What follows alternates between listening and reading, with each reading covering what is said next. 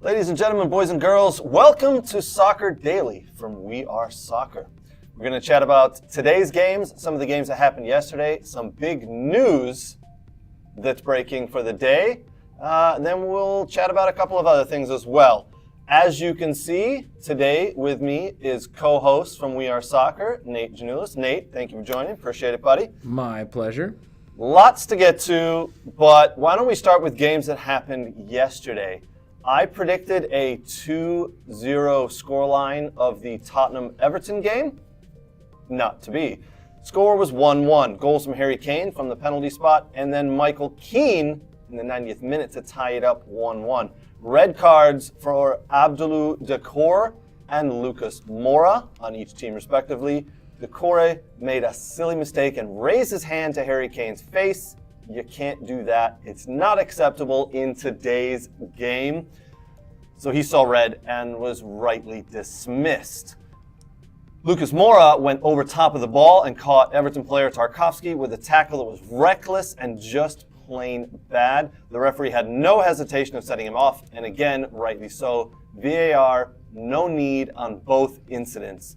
On the first incident, Harry Kane was given a yellow, not for diving as some people had asked, but for his original push and tackle after the whistle. 1-1. Listen, Everton, as poorly as they've played and as poorly as they have been this year, are up to fourth. With 3 points yesterday, they could have moved into third, but with the draw and the 1 point, they go to fourth. Everton moved out of the drop zone and get to 15th. Very well done for them, facing a top 4, top 5 team in Tottenham and getting a point. It was at Goodison Park at home. There's still a lot of work for Sean Dyche and his Everton team to do. Also yesterday, Valencia drew 1-1 with Rayo Vallecano. Valencia now up to 17th, and Rayo Vallecano stay at 8th with a point there. Empoli 1 and Lecce 0 in the Serie A. Sassuolo 1 and Torino 1. Torino moved to 10th, Sassuolo to 12th, Empoli up to 14th, and Lecce stay at 16th. For those that are not aware, there are 20 teams in the Serie A, with the bottom 3 being relegated out. All right, today's games, this is what everybody wants to know. AFC Bournemouth at home to Brighton Hove Albion. That is a 2:45 p.m. Eastern Time kickoff. We have Leeds United and Nottingham Forest at 2:45 as well. That one is at Leeds. Relegation battle essentially there. Both teams need 3 points to move up the table and kind of escape that bottom dweller. Leicester City versus Aston Villa. That game's at Leicester. Leicester with no manager after sacking Brendan Rodgers over the weekend. Villa coming off a nice 2-0 win at Chelsea, and under Unai Emery are playing, we'll call it inspired soccer, in my opinion. Is plus money for Villa to win. I would put money on Villa to win, as Leicester City, as we said, do not have a manager now, and we'll see what happens. They're in flux. No real managers want to go into that situation because there's not too much money to be spent from what we've heard. Newly fired Graham Potter, sacked over the weekend at Chelsea, was offered the Leicester job, but officially turned it down, saying he's taking a break until the end of the season and then reassessing his options over the summer. Also, we'll call it a big game, essentially, the 8th place versus the 12th place team, which is unusual for these two. Chelsea at home to Stamford Bridge to Liverpool. As we said, Chelsea now without a manager after Graham Potter being sacked. Graham Potter being sacked is the 12th manager to be sacked in the Premiership this year. 12. That's a lot. We're not even through the full year. We've only got 8 remaining who started at the beginning of the year. Chelsea versus Liverpool, Stamford Bridge. That'll be the big one. That is a 3 p.m. Eastern Standard Time kickoff today. In the Spanish Copa del Rey, Athletic Club versus Osasuna. That's a 3 p.m. kickoff as well. The CONCACAF Champions League plays Philadelphia Union versus Atlas. That is in Subaru Park in Chester, Philadelphia. And then Lyon versus Violette AC. That's a 10 o'clock kickoff. Coppa Italia being played today as well. Juventus versus Internazionale. Inter Milan, for those of you who don't know. That should be a really fun game to watch. Juventus have won a string of games 1-0 and do not score a ton of goals, but don't give up a ton of goals. So if you're a betting man, bet the under on that one. That's a 3 p.m. kickoff. All right, there is German DFB Pokal Cup games being played today. Nate, this is your area of expertise, my friend. Tell us about the games being played today, the 2 games today and the 2 games tomorrow. Sure. Well, we got 2 games today. Frankfurt and Union have already kicked off. Union is going to Frankfurt, which should be an interesting matchup. Union is still sitting, I believe, 3rd right now as the time that we talk. Frankfurt is a little bit out of the top 4. But they are a tournament side and usually do very well in tournaments, and showed so last year with winning the Europa but still finishing the league 10th. So it'll be interesting to see what happens there. I'm predicting probably a Frankfurt win because they're at home and it's very tough to play. Munich and Freiburg will then kick off at 2:45 later today, with Freiburg going to Munich. Newly appointed Tuchel's 2nd game and did very well against Dortmund. I would expect nothing less here, unfortunately, for anyone else rooting for a different side. I would expect that Tuchel comes out with the weapons he has and really shows, really makes his mark again in this game as his 2nd game and at home again. Then tomorrow we got Nuremberg versus Stuttgart with a newly appointed manager at Stuttgart. They are on to the 3rd manager for the year, and they will be traveling to Nuremberg under tight timing and quick turnaround for this manager to make his mark, who has clearly stated that doing well in the Pokal, winning this game, as well as avoiding relegation are his top 2 priorities this year. So we'll see what happens. Leipzig, last game for the Pokal tournament, it would be at 2:45. Leipzig versus Dortmund, which should be interesting to watch, since Leipzig has been doing well, very well, and Dortmund really needs a rebound match here. That I would expect a very tight and fast-paced game there. Is this the quarterfinals of the Pokal Cup? Is that what this is? The quarterfinals. Last few teams standing here. And then we'll see after they reshuffle, we can jigger after the results into what the Final Four will look like. Do we expect if it lines up correctly, a Bayern versus a Borussia Dortmund final? No, because in all things that I would predict within society, I'm going to say that'll be probably a Bayern versus Stuttgart final somehow with a Freiburg or a Frankfurt versus Leipzig final. I think Leipzig actually will go over Dortmund and then be in the end to play Munich there, which should be very interesting again because they've been doing very, very well since the return of the break. Okay, awesome. For those of you who follow along with, we'll call it lower division soccer here in the United States, the U.S. Open Cup games are on tap tonight. Right here in Detroit, we've got Detroit City versus Gold Star FC, a 7:30 kickoff down at Keyworth Stadium. I'm hoping to make my way down there.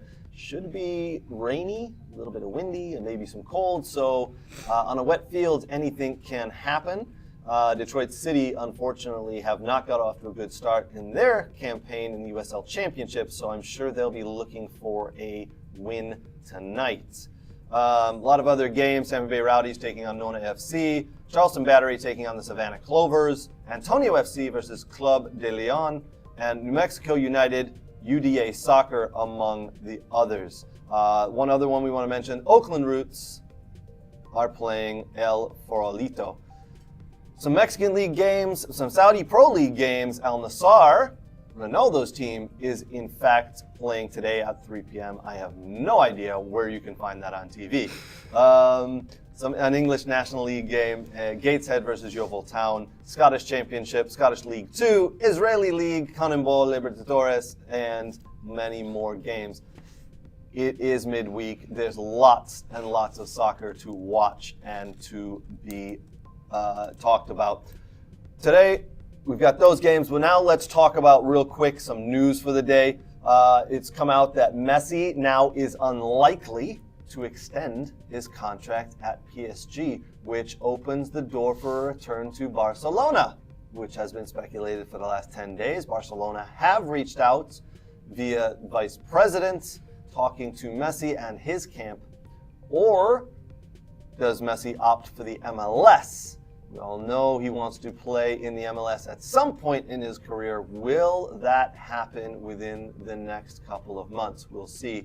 Nate, any thoughts from you on that? Does Messi head back to Barcelona with all their issues that they have, or do you think he heads to the MLS? The question is, I think does he want to try to do what Ronaldo tried to do, which is relive glory, or which inevitably did not work out well? Now, I understand they're two different players. That's fine, but it didn't work out well. That is not the same Barcelona team that he left. It is completely changed, and you have a lot of different faces and different playing style there. So the question really for him is, does he want to go back to that and try to do something? Can he humble himself if needed to try to do something? Maybe not be the guy, if that's the case. Or go to MLS, where he can probably prolong his career, prolong his legacy, and maybe even be a little less frustrated with what's going on, considering it's a brand new start. And I believe that's what will boil down to. Yep, depends on what he wants his legacy to be, and if he wants to expand his brand, as he is right now possibly at the peak of everybody in the world knowing him and his brand expanding. So come to America. I liken this a little bit to what David Beckham did. He jumped from Man United to Real Madrid, and then he jumped around a little bit more, ended up in America, and everybody said, what did he come to America for?